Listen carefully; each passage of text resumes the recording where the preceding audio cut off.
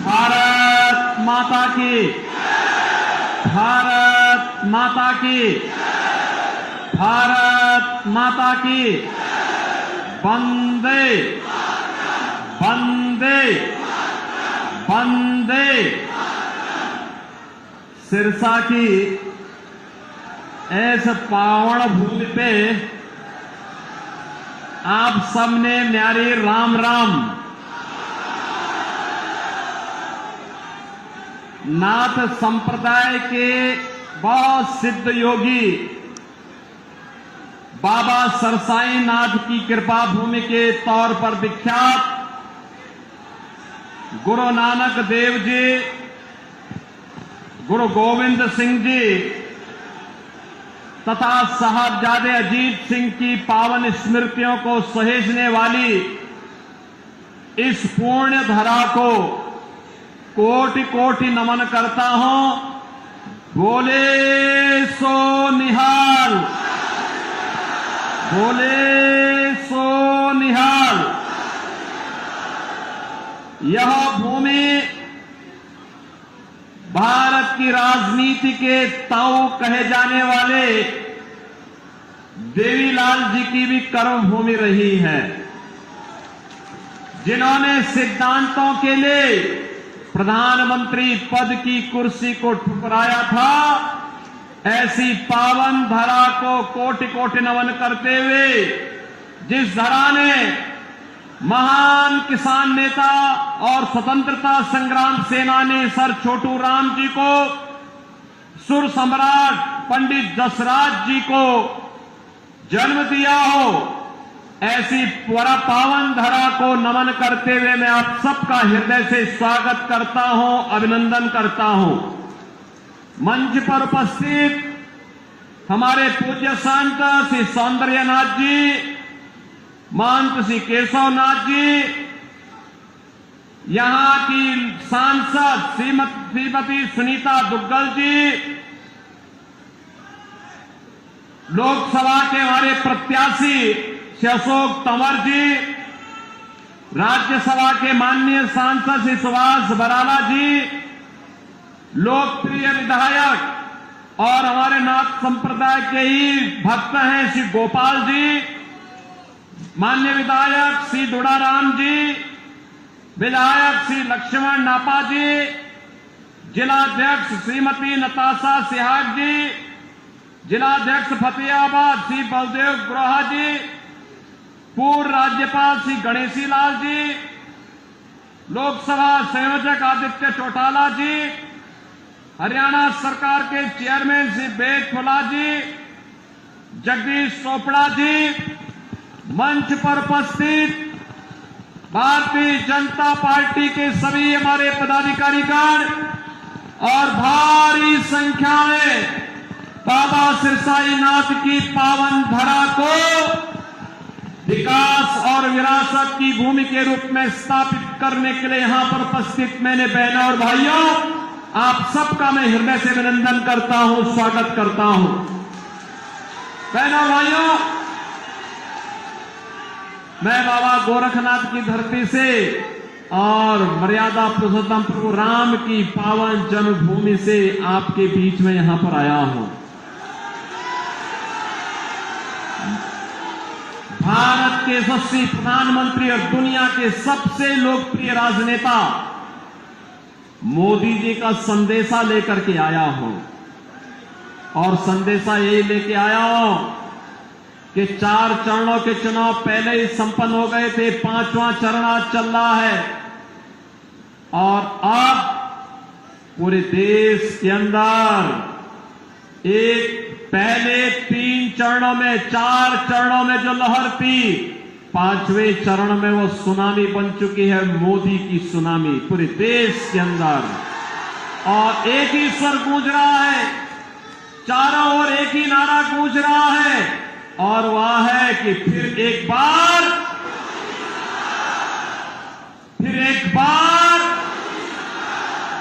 तीसरी बार, अब की बार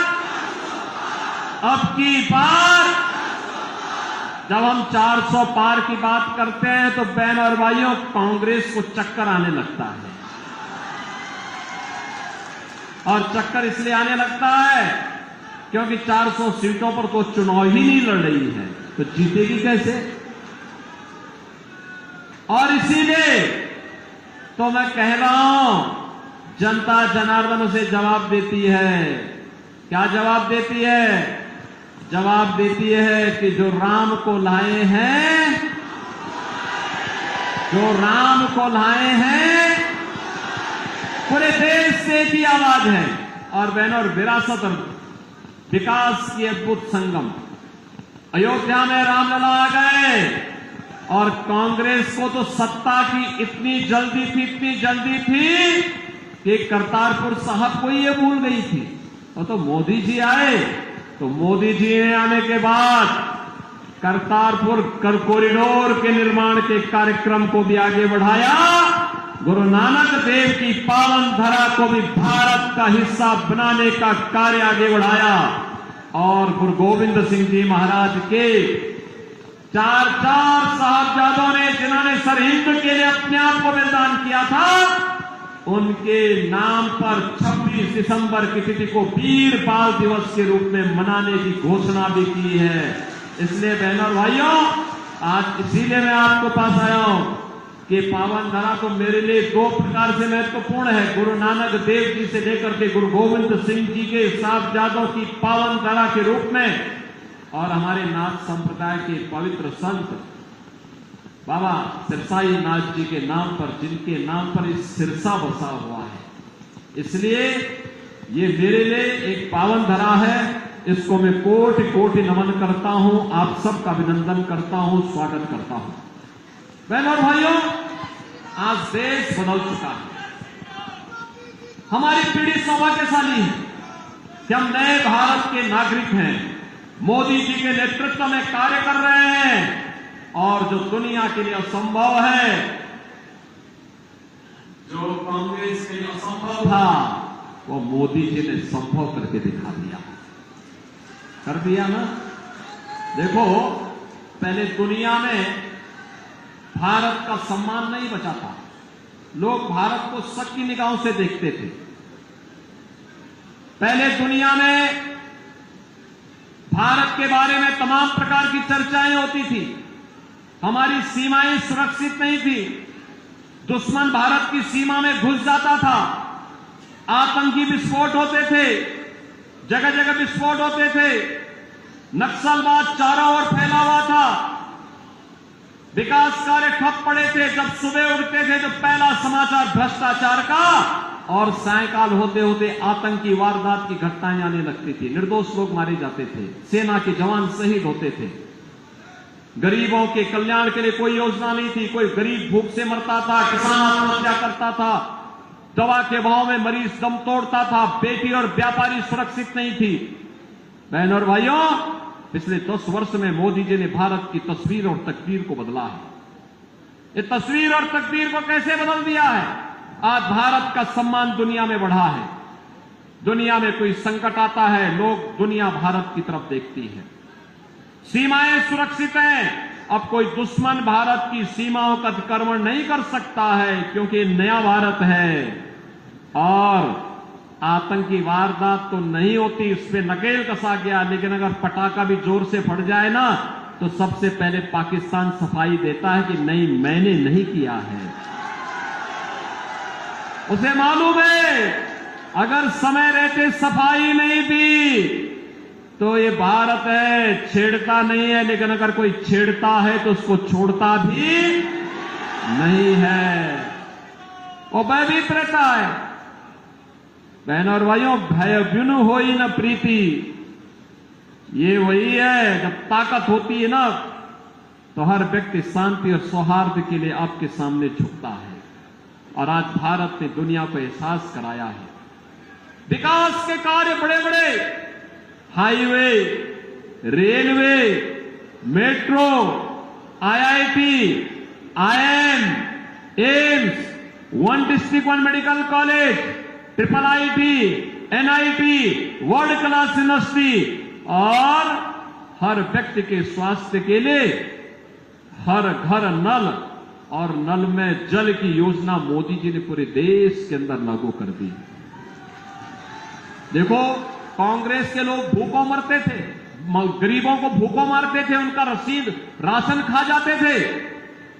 और बहनों और भाइयों, भाजपा की सरकार में 80 करोड़ लोगों को फ्री में राशन मिल रहा है। मैं बोलना चाहता हूं, जो लोग पाकिस्तान का राग अलाप रहे हैं, उनको बोलो 23 से 24 करोड़ की आबादी का पाकिस्तान भूखों मर रहा है। वहां की जनता सड़कों पर है, तोड़फोड़ आगजनी हो रही है, 1 किलो गेहूं के लिए छीना झपटी हो रही है। और मोदी जी के नेतृत्व में भारत ने 10 वर्ष में 25 करोड़ लोगों को गरीबी रेखा से उभारने का काम किया है। 60 करोड़ लोगों को देश के अंदर 5 लाख रुपए का स्वास्थ्य बीमा का कवर मिल रहा है। 50 करोड़ गरीबों के जनधन अकाउंट खुल गए हैं। 12 करोड़ किसानों को किसान सम्मान निधि का लाभ, 12 करोड़ घरों में शौचालय का निर्माण, 10 करोड़ गरीबों को उज्ज्वला योजना का कनेक्शन और 4 करोड़ गरीबों के मकान बन गए हैं। और मोदी जी ने घोषणा की है, तीसरी बार सरकार बनेगी, 70 वर्ष से ऊपर के हर एक बुजुर्ग को 5 लाख रुपए हर वर्ष स्वास्थ्य के लिए उपलब्ध करवाएंगे। मोदी जी ने घोषणा की है, तीसरी बार सरकार बनते ही जितने बचे हुए गरीब होंगे उनको भी एक एक मकान उपलब्ध करवाएंगे। मोदी जी ने घोषणा की है, तीसरी बार सरकार बनाएंगे, सोलर स्कीम के अंतर्गत हर घर को फ्री में बिजली उपलब्ध करवाने का काम भी करेंगे। बहनों और भाइयों, यहां विकास भी है, गरीब कल्याण भी है, देश की सुरक्षा भी है, आतंकवाद का सफाया भी है और भारत का सम्मान भी है। और साथ साथ रामलला का भव्य मंदिर के निर्माण का कार्य भी तेजी के साथ आगे बढ़ गया है। रामलला अयोध्या में विराजमान हो गए। बहनों और भाइयों, मैं आपसे पूछना चाहता हूं, मोदी जी ने जो ये किया, इसमें किसी के साथ भेदभाव हुआ है क्या? अरे इसमें तो कोई भी जाति, हर जाति, मत, मजहब, क्षेत्र, भाषा, पूरे देश के 140 करोड़ लोगों को उन्होंने परिवार मान करके दिया। सबका साथ, सबका विकास की बात मोदी जी ने की। और बहनों और भाइयों, एक तरफ सबका साथ और सबके विकास की भाव, सुरक्षा सबको, लेकिन तुष्टीकरण किसी का नहीं। हमने तुष्टीकरण नहीं, संतुष्टीकरण पर ध्यान दिया। और दूसरी तरफ इंडी गठबंधन में कांग्रेस और उसके सहयोगी दल हैं, सुबह से लेकर शाम तक एक नया झूठ और एक नई अफवाह फैलाते हैं। जब सत्ता में थे तब कुछ नहीं किया, तब हिंदुओं की भावनाओं के साथ खिलवाड़ किया। तो उस समय लोग क्या कहते थे? कहते थे हिंदुस्तान के संसाधनों पर पहला अधिकार मुसलमान का है। अरे कहां हमारा हिंदू जाएगा, कहां हमारा दलित जाएगा, कहां पिछड़ा जाएगा, कहां अन्य गरीब जाएगा, कहां महिलाएं जाएंगी? और ये राग अलापते थे वही। और आज बहनों और भाइयों, इनके अंदर एक और भूत सवार हो गया है। कांग्रेस ने अपने घोषणा पत्र में इतनी खतरनाक घोषणा कर दी है, अब कहती है कि कांग्रेस सत्ता में आई तो सत्ता में आने के बाद गरीबी हटाने के लिए देश के हर नागरिक की संपत्ति का सर्वे करवाएगी। सर्वे करा करके विरासत टैक्स लगाएगी। विरासत टैक्स का मतलब आपके बाप की, आपके दादा की, आपके ग्रैंडफादर, आपके फादर, जिसकी भी प्रॉपर्टी आपको मिली होगी, उस प्रॉपर्टी में से आधी प्रॉपर्टी कांग्रेस के लोग ले लेंगे और फिर इस प्रॉपर्टी को वह मुसलमानों को बांट देंगे। क्या आप इसको स्वीकार करेंगे? क्या आप इसको स्वीकार करेंगे? क्या आप पाकिस्तानियों को और मुसलमानों को अपनी संपत्ति पे कब्जा करने देंगे? क्या? अरे हरगिज नहीं। भारतीय जनता पार्टी इनको ये मौका ही नहीं आने देगी। और ये तो बात की बात आएगी सत्ता में। रामलला के कारण इनको अब किसी भी जन्म में सत्ता नहीं मिलने वाली है, कभी नहीं मिलने वाली है। क्योंकि ये चुनाव तो राम भक्तों रामद्रोहियों के बीच में हो गया है। ये तो रामद्रोही हैं, हमेशा राम का विरोध किए हैं, भारत की विरासत का विरोध किए हैं। इनको सत्ता कभी नहीं मिल सकती है। और यही कहने के लिए आज मैं आपके पास आया हूं। बहनों और भाइयों, आपने औरंगजेब का नाम सुना हो ना? ये मुगलों में सबसे क्रूर बादशाह था। औरंगजेब, कोई मुसलमान भी अपने पुत्र का नाम औरंगजेब नहीं रखता, मालूम है ना आपको? इसलिए नहीं रखता, औरंगजेब ने सत्ता के लिए पहले अपने भाई की हत्या की और फिर अपने बाप को भी जेल भेज दिया। बाप उसका पानी के लिए तरसते तरसते मर गया। वह औरंगजेब था। और अब औरंगजेब की आत्मा कांग्रेस के अंदर घुस गई है। इसीलिए वह विरासत टैक्स के नाम पर जजिया कर आप पे लगा रही है। ये जजिया कर औरंगजेब ने ही भारत में लगाया था। कहा था कि या तो जजिया कर दो और नहीं तो मुसलमान बनो। और कांग्रेस भी यही करना चाहती है। क्या आप इसको स्वीकार करेंगे? क्या आप इसको स्वीकार करेंगे? क्या हम भारत को विभाजन की ओर ले जाएंगे? क्या? अरे राम जन्मभूमि का जो पुण्य आपके साथ जुड़ा हुआ है, आप भी कह सकते हैं, सिरसावासी भी कह सकते हैं कि हमने तो यहां से कमल खिलाने का काम पिछली बार भी किया था। श्रीमती सुनीता दुग्गल को चुनाव जिता करके भेजा था। मोदी जी को प्रधानमंत्री हमने बनाया था। मोदी जी प्रधानमंत्री बने तब अयोध्या में राम मंदिर के निर्माण का मार्ग प्रशस्त हुआ। ये श्रेय तो आपके ऊपर गया। नेतृत्व तो मोदी जी का है, लेकिन श्रेय तो आपको जाता है। ये पुण्य आपको प्राप्त हुआ है। ये पुण्य आपके साथ जुड़ा हुआ है। इस पुण्य से वंचित नहीं होना है। और इसीलिए देश के अंदर जो आवाज आ रही है, वो आवाज यही है, हर जवान से की आवाज है। और वो आवाज है जो राम को लाए हैं, जो राम को लाए हैं और राम को लाने वालों को फिर से देश की सत्ता सौंपनी है। सौंपने को तैयार हैं? सभी सिरसावासी तैयार हैं? सभी लोग तैयार हैं? सहमत हैं? यहां से भारतीय जनता पार्टी के हमारे लोकप्रिय प्रत्याशी, युवा और जुझारू प्रत्याशी श्री अशोक तंवर चुनाव जीत करके जाएंगे। लेकिन बहनों और भाइयों, आपके पास 5 दिन का समय है। इन 5 दिनों में मोदी जी का संदेश घर घर पहुंचाएंगे।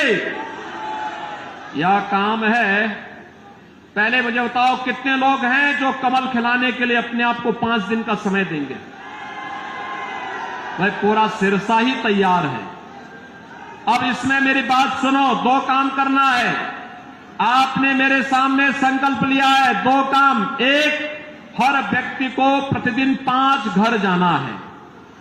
उस परिवार के हर एक सदस्य से मिलकर के उससे कहना है, 18 वर्ष से हर वयस्क मतदाता को बोलना है कि देखो, आत्मनिर्भर और विकसित भारत के लिए हमें मोदी जी को फिर से प्रधानमंत्री बनाना है। मोदी जी को प्रधानमंत्री बनाना है तो इसके लिए कमल खिलाना है। और श्री अशोक तंवर जब यहां से चुनाव जीत करके जाएंगे तो मोदी जी 400 पार के लक्ष्य के साथ जाएंगे। तो बहनों और भाइयों, सारी समस्याओं का समाधान करेंगे। जाएंगे 5 दिन में 25 घर। और चुनाव के दिन उन 25 घरों को मतदान भी कराना है। कराएंगे? सहमत हैं? सभी लोग सहमत हैं?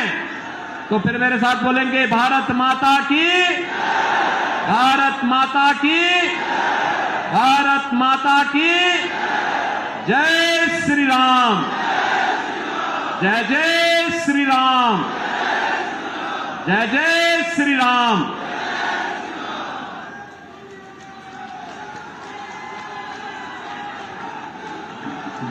आप सभी माननीय योगी आदित्यनाथ जी के स्वागत में इतनी भारी संख्या में आप सभी का बहुत बहुत धन्यवाद।